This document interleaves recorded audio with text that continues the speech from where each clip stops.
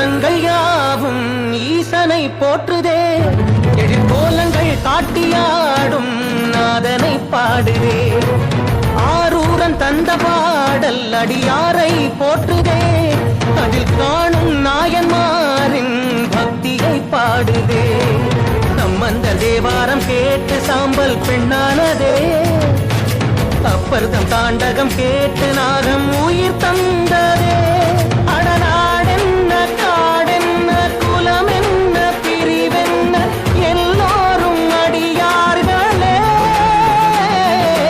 திங்கள் சூடிய நாதனே, கங்கை நாடிய வேதனே, மங்கை கூடிய பாகனே,